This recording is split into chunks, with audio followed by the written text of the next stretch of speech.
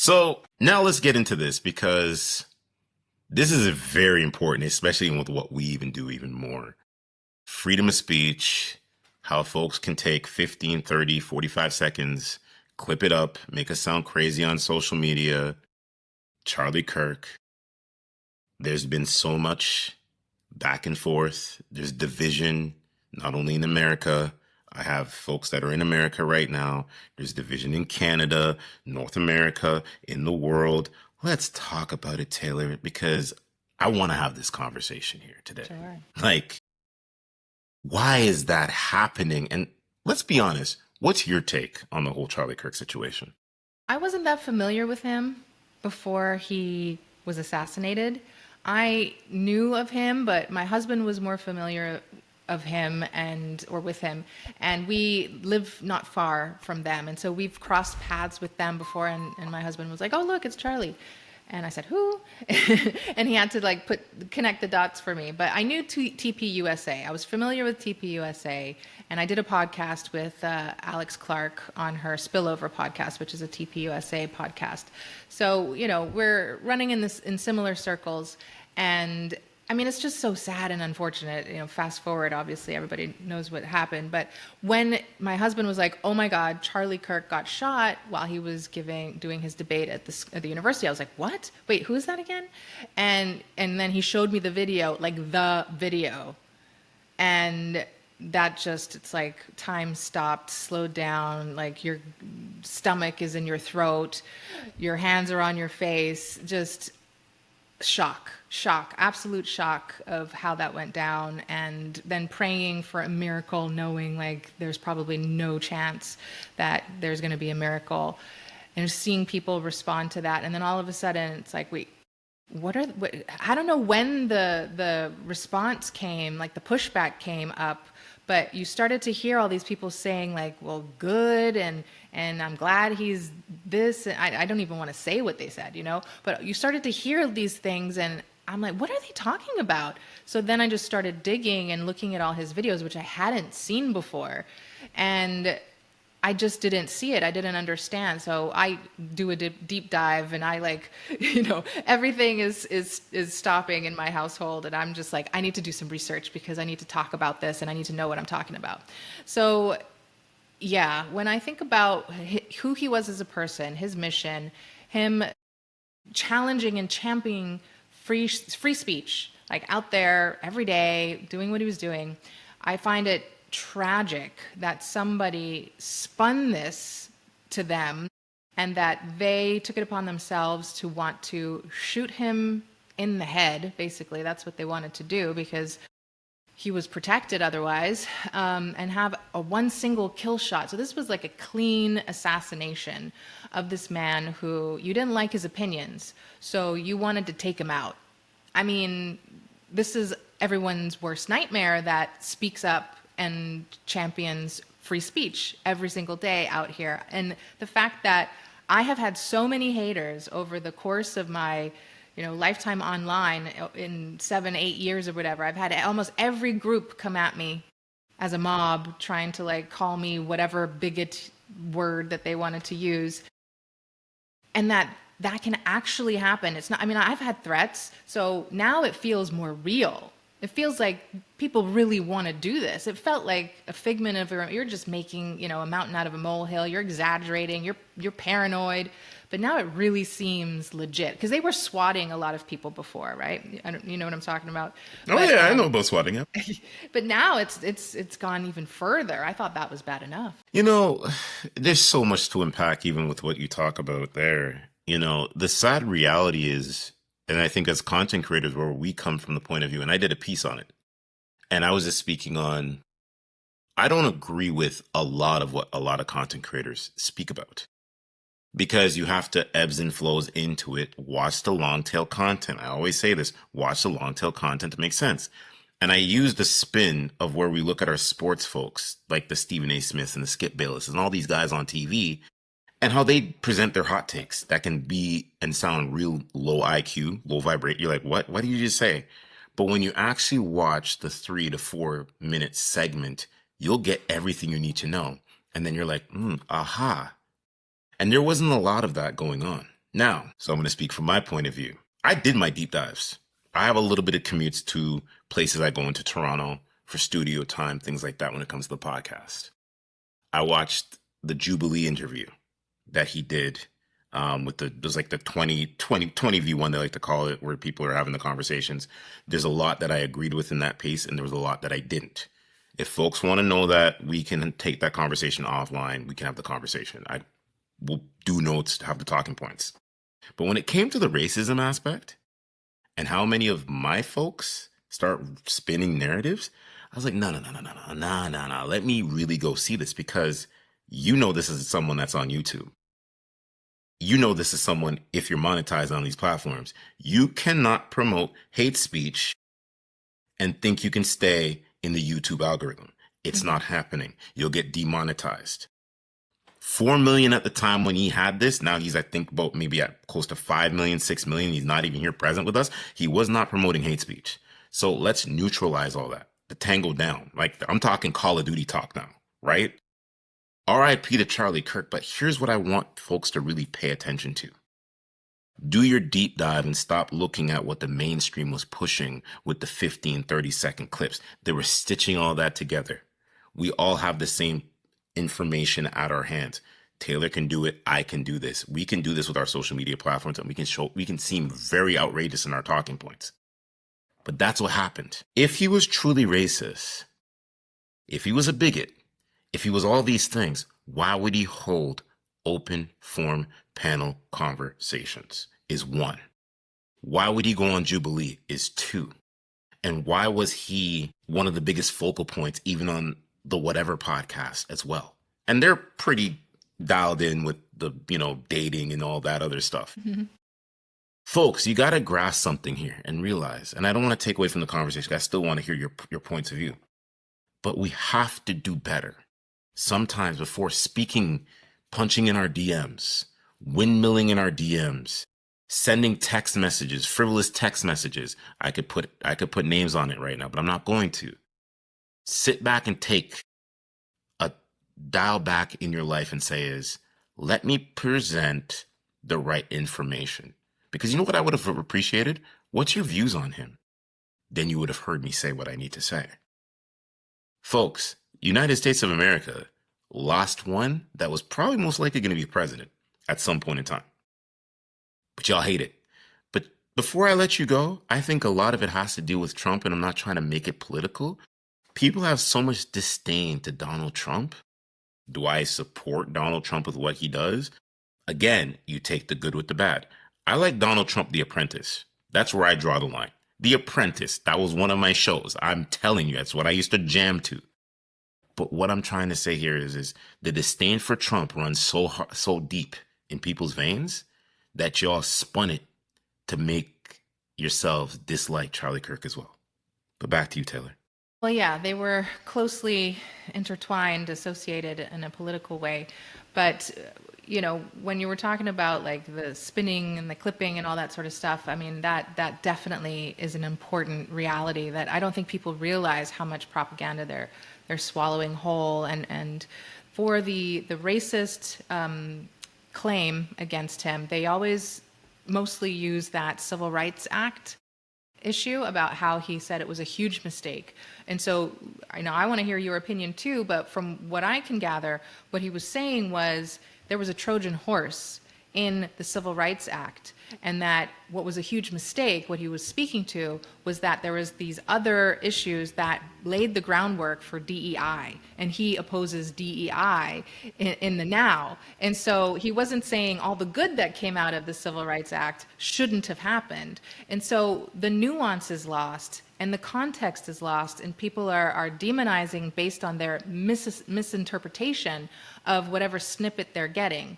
And instead of actually like thinking about it and trying to correct it, having the humility of saying, oh, you know what? I stand corrected. Like, we need to normalize saying, I stand corrected. You don't even have to say you're right. I got more information and that makes sense. And that should be sufficient to steer the conversation into a more healthy dialogue. Here's how I'm going to answer this is probably the most clever way. And I know my black counterparts, come right now. I'm going to say what I'm about to say. Clip this. We're in a digital age. Malcolm X, protest with violence. Imagine him saying what he said. Ballad of the bullet in the digital age. Listen, y'all would have start windmilling and going crazy. I don't care what your color your skin is. All the stuff with Martin Luther King. He got called out with stuff, having an affair, being in his position at that time, segregation, dating a white woman.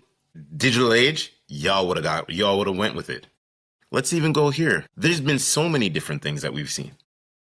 Could you understand if we were in the realms of, say, slavery in the digital age? Y'all would simply sit here and go crazy as well. Where I say to a lot of y'all is, no matter what you hear, you have to digest it and stop just coming out trying to get your takes or push your personal beliefs on people. If you see this whole conversation, we're not pushing our personal beliefs ever. You have the Sadia Khan segment right there where we're talking about online coaches, spotting those coaches. We're talking about Charlie Kirk, but we're not pushing our ideologies on people. That's the difference. And that's where we know how to navigate in this space.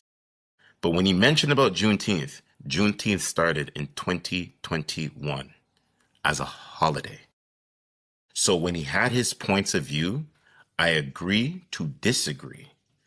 Because if the stuff that didn't happen with George Floyd was not pushed, then you all wouldn't have got Juneteenth. Clip that. There's a lot of things that happened on the heels of George Floyd that folks don't understand. But you're so extrapolated in that mainstream that you don't know how to digest both sides. It's like The Matrix with Keanu Reeves and Lawrence Fishburne. The red pill, the blue pill. Which one are you taking? But see, what y'all do is y'all so greedy that you're like, I want both. You have to stand on whatever side. But here's where I stand, in the middle ground, because I understand why these things are happening. So when you see the mainstream putting out something, and then you see conservative media putting out something, you have to be able to know how to balance. And I'm going to be honest, there's points that I accept and there's points that I don't accept. But it's not a debate. And don't ask me to come on your show to debate, because I don't do debates. If you want to debate, go on the other side. Trust me, I could send you certain places. Y'all will get eviscerated online. But back to you, Taylor. Well, what I was thinking about is in those instances where someone says something offensive to you, or they're not being aggressive to you, they just say something, and the impact of it is that you feel triggered, you feel offended by something somebody says. We keep hearing about how we need to emphasize the impact, but sure, we need to acknowledge the impact, but it should not take more precedence than the intent of what is being said. And I think we've been so focused on the emotional reactivity and normalizing and validating everybody's feelings about being offended that we're forgetting how important the intent really is. And the reason why that is so dangerous is because it causes people to lose sight of comprehension. So we're negating comprehension and prioritizing how does that make us feel? And that's partly because of the therapy profession, right? And I feel that was an error that they did, was overemphasizing the subjectivity and the emotionality of people's experiences. Yes, I'm not saying to dismiss them, but you can have a conversation where both happens, right? That's a good conversation where you can say, I can tell that this definitely bothered you, it offended you. I'm so sorry, that was not my intention. Are you curious? Do you want to know what I meant by what I said? Because I feel like you misunderstood me. And if they're receptive to that, which most people aren't these days, they will say, yeah, please explain to me what you meant. And so then the person can correct, the words that they used and be a little bit more sensitive, because now they have a bond with that person, right? They're in an effort to overcome this obstacle together. It's not just two strangers having two different conversations at each other. So then they can explain themselves in a better way and have some clarity with that person on the other side of it, where that person feels heard and validated for how it impacted them. But then this person feels validated because the person took the opportunity to understand what they were actually trying trying to say. And then at the end, it's like problem solved, because they weren't trying to say that. And, you know, even though I had these feelings and they're valid, it doesn't mean that it was like directly related to something that someone tried to do to me. And that's the thing. And again, we're speaking from the point of view of a content creator that has mics in her face. I've been challenged throughout my years of doing this. Yeah, I can speak to 2016, 2019, one in 2022. And one of the ones I take away that really, really bothered me was the whole, oh, you're a misogynistic person.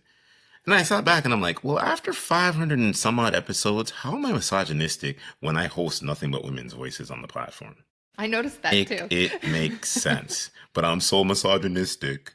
You know what I mean? You're so misogynistic, Roy. No, I'm not. Because here's what happens is some folks don't know even what certain words mean without using Chat GPT. Go to the Webster's Dictionary, right? You can go on Amazon, buy one for probably 20, 30 bucks. Comes to your house right away next day. You'll be okay, right? Open your books, open things, open up YouTube's platform. You will understand something. Again, you can't promote hate speech and still be on that platform. You get demonetized. Yeah, you can still create your videos, but you're not going to get the bounce back. You're not going to get the views. You will get shadow banned, people.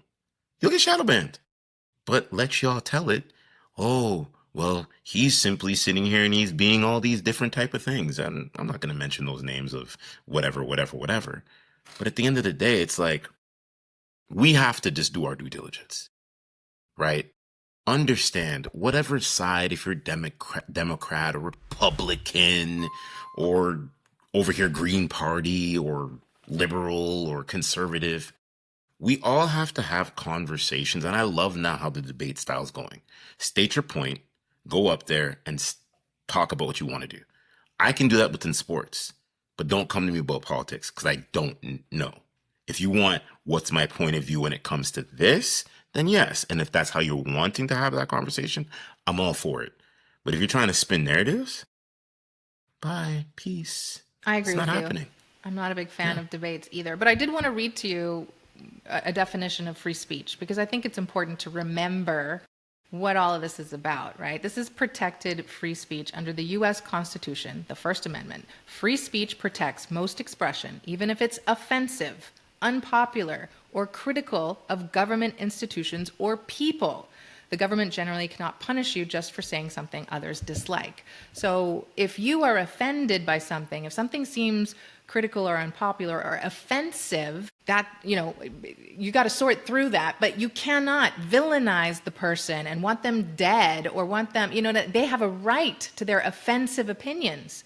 So we do need to remember like what our rights are and what the law says, and not take the law into our own hands just because our feelings were hurt by something critical that somebody said. And that's the thing is with these arguments with Charlie Kirk, I'm not trying to agree with him when I defend him, because I'm not really defending him. I'm defending the ideals that he promoted, right? Because I also align with those ideals.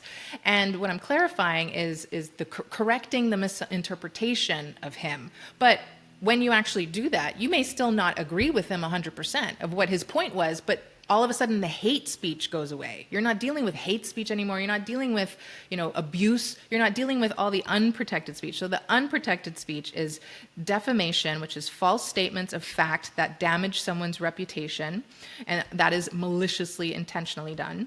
True threats of incitement to violence, harassment or stalking, obscenity and child exploitation, and fraud, perjury, or speech integral to crime.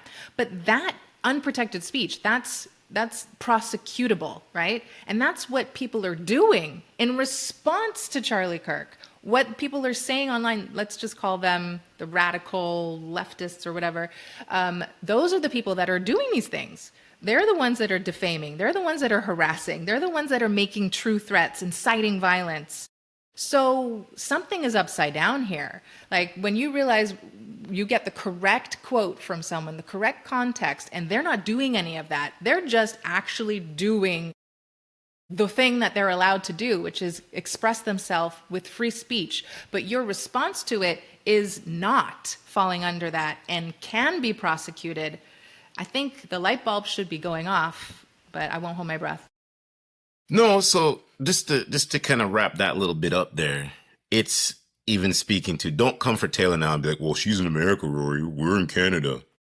It don't matter. Look, we're speaking the realness here, right? Because death can happen to any one of us. It can happen to our loved ones. God forbid. How would you feel if someone was online saying, oh, ha ha ha, I see your person that you love pass away? It's going to hit you right dead straight in the heart. And a lot of y'all that were, oh, F him, F this, F that. I'm sitting here and I'm like, wait, I can't be around you. That's some dark energy. It's getting dark around here. I don't want to do this. Because it then shows me that's what you truly are. You haven't grown up or you haven't healed from whatever is bothering you. And the sad reality about it is the ones that are complaining and going crazy and celebrating, the same people that they celebrate from either their sports teams or other popular figures all retweeted certain messages that were said. And I've even seen like some people that are favorite football teams, their quarterbacks are out there retweeting. And I know they're listening to this right now as I'm recording this. So how does it feel? So when you're out here fixing your mouth and you're going wild and you're doing all these things, you have to ask yourself am I doing this from a place of hurt, reaction, or am I actually making my time to say hey, let me peel the layers back. Let me sit with this. Let's do what Taylor, let's do what Rory's doing, and actually do our deep dives on these people. You can do deep dives on me. I know people probably like, I hate everything he's saying right now. But you know what you can't say? That I'm not showing up every single week here, doing what I'm doing. Oh, well, he said this on the show, but he's had that person on the show? It's because it's my character.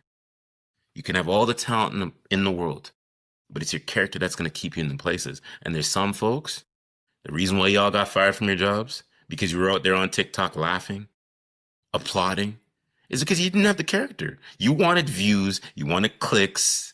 And now look, you're a severance package sitting there on your keister going, well, what do I do now? So I posted 2 seemingly contradictory videos, if you're not really getting the nuance, about my opinion on Jimmy Kimmel, according to Candace Owens and Megyn Kelly. So 2 awesome ladies, and they're very different, but obviously they both have some similarities as well. The overlap is the free speech, and they're both, they have strong moral values. But Candace Owens is not in favor of firing Jimmy Kimmel, for example, or anybody else that said things, because she feels like what Pam Bondi said, which is the AG here. She said that we need to crack down on hate speech.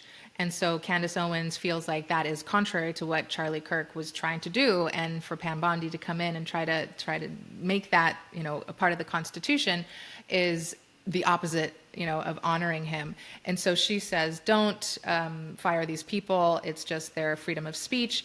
But I also agree with Megyn Kelly, because she's now, and that's when I did, I wanted to get the quote about protected speech and unprotected speech, because what he did was unprotected speech. It wasn't free speech. It wasn't just criticism. If what Megyn Kelly has said is right, that he knew it was untrue. If he knew it was a lie, and yet he wanted to say it because of whatever reason, then that's defamation. And so that's not protected speech. And an employer has all the right to fire someone based on incompetence or any of these illegal, liable behaviors that someone may put out there. So if you are inciting violence on whatever social media site, that is not okay. That is illegal. That is not freedom of speech. And that's, I think, what people need to know is the difference between the right and wrong. And I would caution people from, YouTube is one thing, but if there is a distinction between what people are trying to say when they say it's hate speech, they mean, in America anyway, that they want to make it part of the Constitution. That like hate speech is you cancel someone, you don't let them have their freedom to talk about what they want to talk about. And that's different than just, I guess, civil law, right? When you sue someone for defamation, that they're liable because they're breaking the law in that regard, which is a different part of the law. So we want to focus on the law on the civil side, not necessarily changing the Constitution to talk about hate speech to infringe on our free speech. Well said. Before we get out of here, because this is good. This is good. This is good. This is good for the brain. It's good for the soul. A lot of y'all probably don't get 5 minutes into it. Whatever, man. Whatever. Yeah, sorry, I'm not very clickbaity. You know what I mean? That's not what we're here to do. But it's like, look, as a human beings, as content creators, first, we're speaking as content creators, and I will always repeat this, we have to do better, right? We have to do better. We have to have conversations in our inner circles, in our homes. If we see things that we're not really understanding, maybe set up a watch party. Maybe get together at somebody's place and be like, yo, let's put on the Charlie Kirk 20v1 and let's actually listen from intention, and let's hear the points that he made. Let's hear the points that other people are debating, because then you guys will be able to grasp the concept. Or you know what you do? You stay silent. Stay silent and you keep it moving. Keep posting what you've been posting about. You were posting about sports. So why are you talking about now, Kirk? Oh, he's making me mad. Let's bang on our keyboards. Like, come on, man. You know what I mean? Yeah, I don't. Just do what you got to do, y'all. We can definitely do better. And I this is the first time I'm meeting you, and I think that getting to know someone else who has, obviously we have our differences and we're not like of the same cloth completely, and I just get to know you now, but it sounds like the major core values that are so important to me are also important to you. And what they provide is an avenue for disagreement. That's the big thing, is looking at those meta values that allow discourse, that allow disagreement, that maintain professionalism and respect despite those differences. That helps us be a global community that can maintain peace and order. So trust me, we need peace more than we can. Yeah. You know what I mean? Like, we need peace. We just need to just be one with each other, because the world is trying to rip us all apart. You see it in the homes. You see it in dating and relationships. You see it everywhere you go. You see it even in the workplace, y'all. Everything is changing. We're not like, I'm actually scared to see what's going to happen in the next 10 years. Maybe we might be all android robots walking around, and we'll probably be like the Jetsons, like the cartoon show. Meet George Jetson, or whatever the hell his name was. Like, I'm telling you, this is what's going to happen. We're going to probably be levitating on like skyscrapers or something like that. Like, things are changing. But what we can't change is the collaboration and just having wholesome conversations in our ecosystem to make things make sense. Doesn't matter what side of the coin you're on. You know what I mean? Heck, I'll say this before we get out of here. Would I ever want to sit down with someone that's maybe full out racist, KKK member? Absolutely. Because I want to now make sense of why you have so much hatred in your heart. Is it going to be a tough conversation? Absolutely. Because he's going to look at me and be like, I don't want to talk to you. And he's going to use all those derogatory names and whatever. But I'm ready for it. Because you know what? It will show you the difference of what's going on in this world. But back to you, Taylor. Close us out. So hard to follow that. I'm just like, now I'm like, would I talk to someone that I felt was really evil? No, I don't think I would want to. As a therapist, yes. If I was still, not that I'm no longer a therapist, but I'm saying if I were still a therapist, yes. And I've had those opportunities where I have spoken to people who I felt had evil in them. And do we all have the capacity for good and evil? Yes. Should we write people off because they've made mistakes and done bad things? No, not necessarily. But if someone does not change and they are overcome with evil over and over and over again, we need to be really careful about over empathizing and creating that sort of toxic empathy, that culture of toxic empathy to let people get away with things. And this was the big conversation today. Sorry, I might have opened a can of worms, but it was about the Erica Kirk forgiving the assassin yesterday. And that was such a powerful speech, powerful moment for her. And we were talking on Twitter about how does this reconcile with the justice component, right? Because Trump was, and you mentioned Trump, but Trump had a different outlook. He was saying, you're looking up at the sky and saying, Charlie's probably looking down and he's mad at me. He's mad at me because I'm not as good of a man as he was, because I hate my opponent. I don't love my opponent, and he loves his opponent. And that's what he was doing when he was debating with him. So that's what I'm going back to, is your connection to saying, I would sit down with that guy because I want to understand his hate. That's exactly what Charlie Kirk was doing. He was sitting down with people who he disagreed with, no matter what their character was, because he wanted to understand and he wanted to open the opportunity up to, have a dialogue. Perhaps he could persuade them, but if he couldn't, like, he would walk away, and at least he tried. He was willing to try, even if the outcome was they were not willing to budge. But often people were willing to budge. So that's the parallel that I'm drawing, because I think that we forget, there's room for both. There's room for both forgiveness and understanding, but there's also room for justice and seeing when people's behavior is unacceptable, and we can condemn the behavior without becoming evil ourselves and just stooping to the level of what, they did to us back to them. The eye for an eye kind of thing, right? So there is a place for both. We just really got to keep talking about it because it's very complex. Love that you say that. Before we get out of here, though, plug all your information, the YouTube, what you got going on, where people can check you out and all that good stuff. Oh, I'd love to, Rory. Thank you for the opportunity. My YouTube is now fully monetized, so I really want to start making some proper videos, some horizontal videos. And I'm at Dr. Taylor Burrows on YouTube, and TikTok is Dr. Taylor Burrows. On X and Instagram, it's Taylor Burrows, and Instagram is where I host my active community. So I just have like 60 subscribers right now, but this is where the dialogue happens for me, right? If you want to subscribe to any of them, you can subscribe or do a paid membership on YouTube, but the Instagram community is where I also match people. So if you are single and you're looking for your ideal match for marriage, really good people, good women, good men, and just really good conversation. And people are different. We're not all the same, but we come together with some of those core values of tolerance, I would say faith, family, but not necessarily one particular faith, but just that we have strong morals, and fitness. Fitness is another good one, and finances, and fulfillment. So those are kind of some of the macro level values that bring us together, but we're able to tolerate differences and disagreements. So find me over there on Instagram, and I hope to talk to you, reach out. I'd love to connect. I appreciate you, and I'll close this out like this, but you have a spot here at Mitchell Port Unleashed podcast at any given time. You want to connect, collaborate, anything you need, let me know, is first and foremost. Second, y'all, when it comes to us creators, do your due diligence. A lot of y'all don't understand. You have YouTube on your phone. You guys will go to YouTube. Support your creator. That could be your friend. That could be your family member.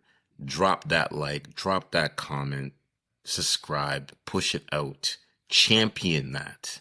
Stop cherry picking certain parts of what we create and then want to highlight it, but then don't want to highlight anything else for the next 3 to 4 months. It makes no sense. Stay consistent in your approach, right? I'm very consistent with all the content creators that I watch. There's a lot of streamers I watch now. Video game streamers, they're cool. Sometimes you drop a $4.99 subscription. You know what? It's like coffee money. It's coffee money, y'all. Do without that money.